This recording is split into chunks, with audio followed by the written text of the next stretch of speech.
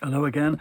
I'm in my study, in my homemade Share t-shirt, snap out of it, from Moonstruck, and I'm sorting through, hopefully, some piles of books on the floor.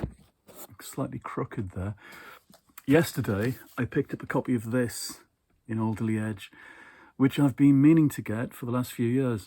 Carlos Ruiz Zafon, The Labyrinth of the Spirits. For some reason, I was put off it. Maybe the fact it's 800 pages long. And I felt as if I'd kind of fallen out of love with the series, which was a shame. 10 years ago, 20 years ago rather, 2004, when I had that, whoops, battery's going. I had a terrible, unfortunate spell in the middle of 2004 when I gave up reading for a month. I was so furious.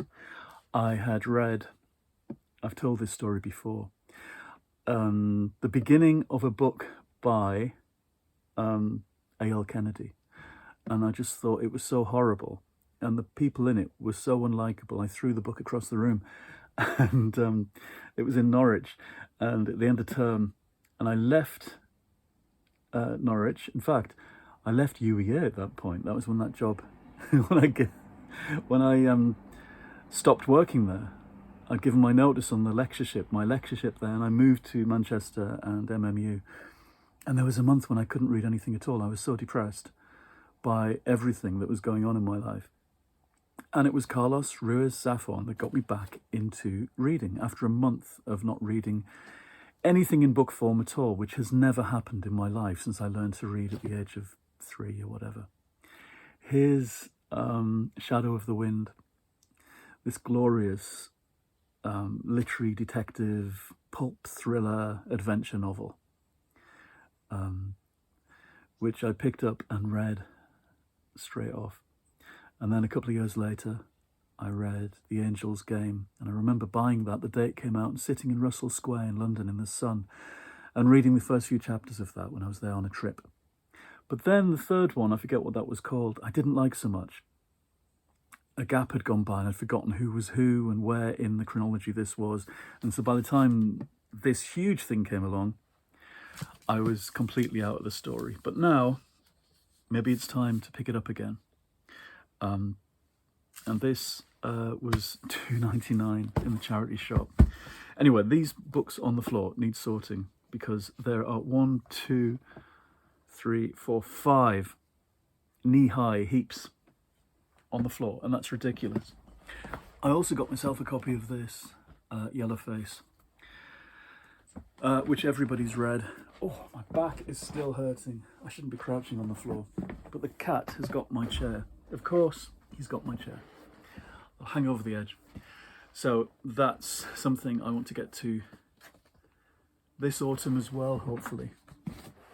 What these piles on the floor are meant to be are things that I want to read in the next few weeks. And of course, there's way too many. Oh, that's there. That's the first Mary Higgins Clark I read back in 2008.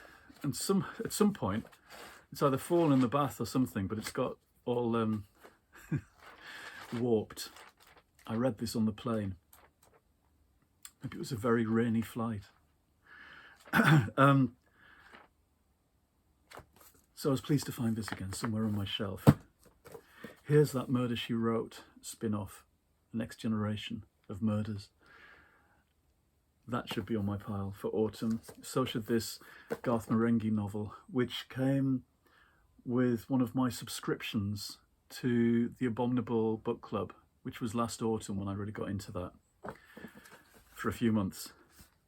The Ministry of Time, which has been waiting for too long for me to get to. There's Jeremy asking what soup. Vegetable! This book on Tim Burton, which I'm more inclined to read because I saw him on a documentary last night about the Gothic.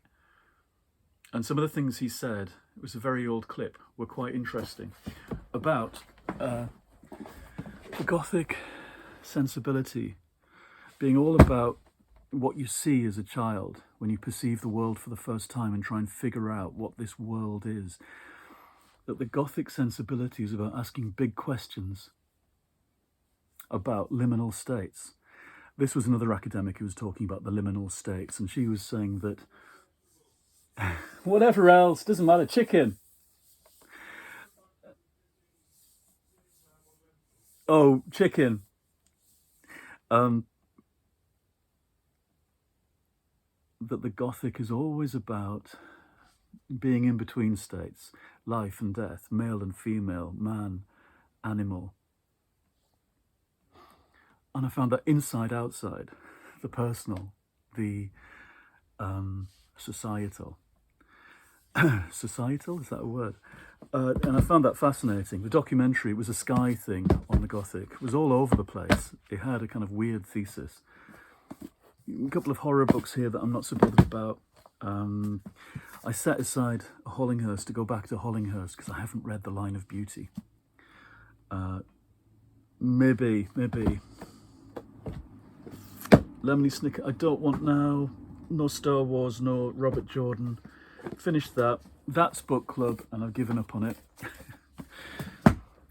One of Maggie Sullivan's Coronation Street novels. The sixth, the most recent one. I've ordered the seventh. She's still going on, which I'm delighted about. I'm really pleased that she's still doing these. I put aside a James Herbert, also from the Abominable Book Club. And a collection of Kolchak, the Night Stalker short stories that I've had for years and I've only dipped into, but the print is so fearsomely small. That's giving me the pip, just looking at it. Most of these things can be put away, I think. Through in the other room. I don't need any more Mary Higgins Clark after this current one. That's the next book club. Moscow Stations by Benedict Eurofif.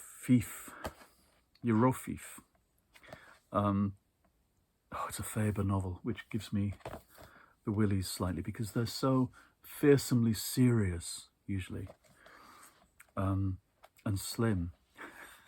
At least it's slim. That's on the pile for immediate consumption. I think a lot of these can be put away elsewhere, so they're not cluttering up this room. It doesn't really, hang on. It doesn't mean that I know what I'm reading next. Here's something else of 800 pages, which I've talked about already. The Lev Grossman book about King Arthur. That really should be an autumnal book. But my ghosty stories are this month.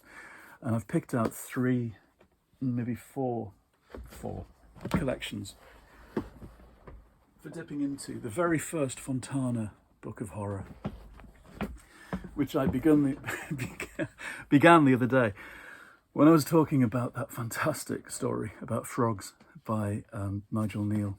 Then there's one of these lovely Bloomsbury hardbacks from the 90s, the early 90s, Giles Gordon's book of ghost stories, which, to be honest, they look a bit stiff and old-fashioned. Algernon Blackwood, people like that. But the book itself is so nice that it makes me want to read it. Even though, well, there's Muriel Spark and Elizabeth Bowen, so that cheers it up. This is a bit of a rarity. Target Books, who did, of course, the Doctor Who books, produced, I don't know how many books of horror, not many. And this is one that begins with Robert Bloch and has lots of other people I haven't heard of. The font and everything is so friendly and familiar. And this, which I've read chunks from over the years, I think this is Jeremy's copy from when he was a kid, Ghostly and Ghastly. 13 macabre tales chosen by Barbara Ierson from Beaver Books back in the 70s. This has got some stonkers in this. There's Ray Bradbury and M.R. James and Oscar Wilde and Walter de la Mare, Arthur Quiller Couch. And pictures. Little dark, scribbly pictures. That's what you want in a spooky book. Look at that. Yep, so these are on my standby beside the bed. spooky reading for the autumn, for October. But I will keep you up to date with what I'm moving on to. As I said, I do have a burgeoning Christmas pile over there, but I'm not going to show you those yet. Okay, that's it for today. I'm going to go and have this soup. See you again soon. Bye-bye.